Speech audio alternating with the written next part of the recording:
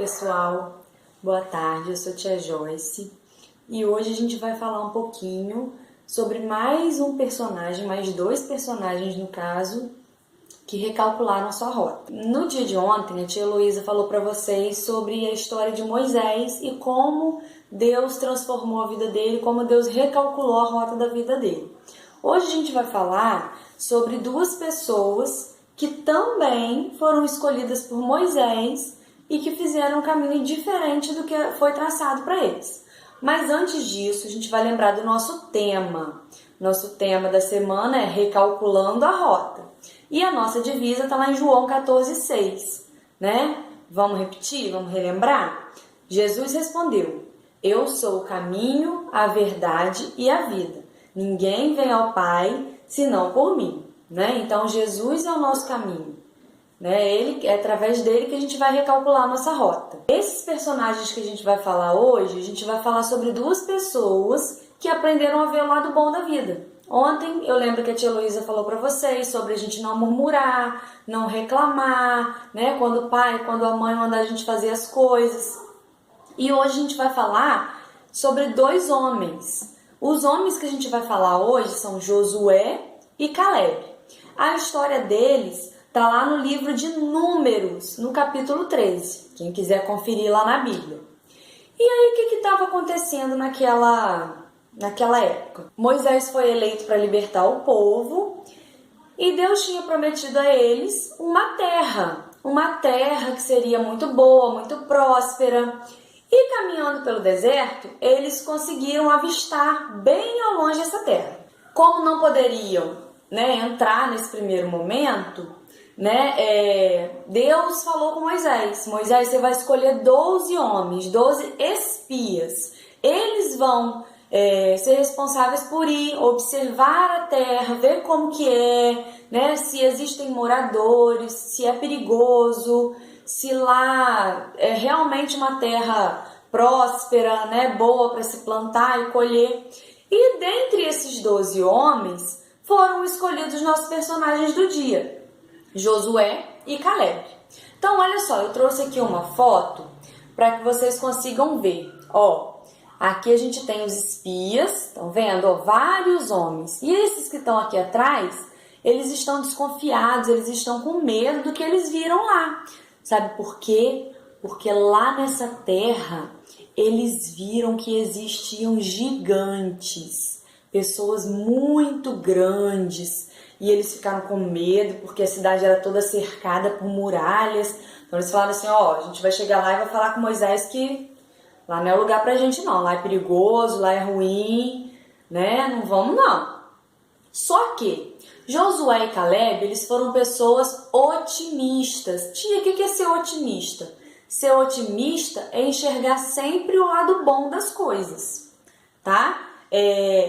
E Josué e Caleb falaram assim: não, a gente não vai falar isso para Moisés. A gente vai ter desafios, a gente vai precisar ser, né, corajoso, firme, mas a gente não vai falar isso para Moisés não, ó. A gente vai chegar lá e falar para ele que sim, tem gigante, que a gente vai ter que lutar pela terra que Deus prometeu pra gente. Não vai ser de mão beijada, mas a gente tem que olhar um lado bom também. A gente vai ter obstáculos, a gente vai ter dificuldade, mas é uma terra muito boa para plantar, muito boa para colher, e foi Deus que prometeu pra gente. Então ele está do nosso lado.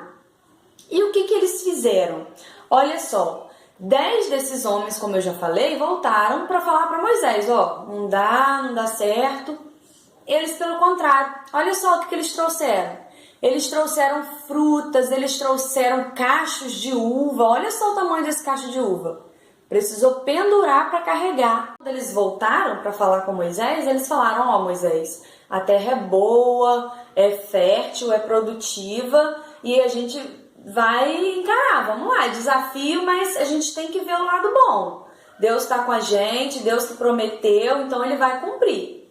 E Moisés acreditou na palavra deles, né? E algum tempo depois eles conseguiram conquistar Canaã, né? Eles foram morar e como recompensa pelo otimismo, né? Pela boa fé, pela perseverança deles, Moisés deu a eles um pedaço daquela terra, para que eles pudessem morar, criar seus filhos, né? O que a gente pode aprender com a história de Josué e Caleb?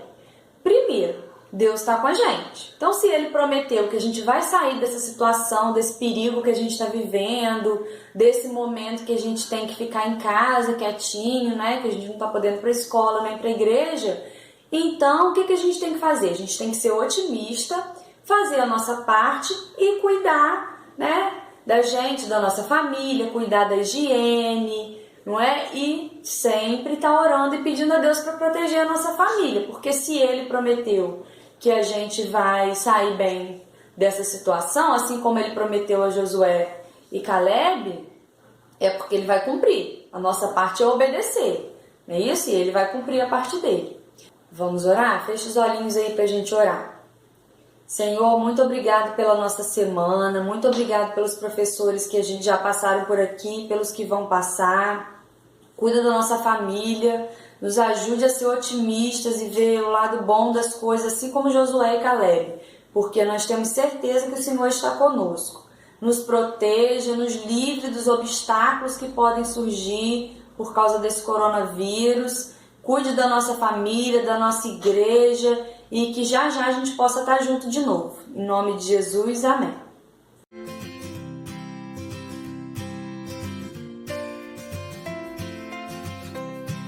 Fala, galerinha! Hoje, como parte do desafio, nós vamos estar fazendo um circuito. E para esse circuito nós vamos estar precisando de, no mínimo, 6 garrafas, 6 chinelos e 3 cadeiras. Vou estar dando a demonstração aqui para vocês de como vai ficar a arrumação e qual será a atividade que vocês vão fazer. Depois que tiver tudo arrumado, vocês vão passar em zigue-zague entre as garrafas, depois pulando nos espaços entre os chinelos. Logo após, vão estar passando debaixo das cadeiras, engatinhando por baixo das cadeiras. Saindo da cadeira, vocês vão entrar por dentro da casa de vocês, vão lá dentro, no último cômodo e voltar. E quando voltar para o local, vamos refazer o percurso novamente. Entendeu? Assim como a Duda vai estar fazendo na demonstração aqui no vídeo para vocês. Valeu, galerinha. Fica com Deus.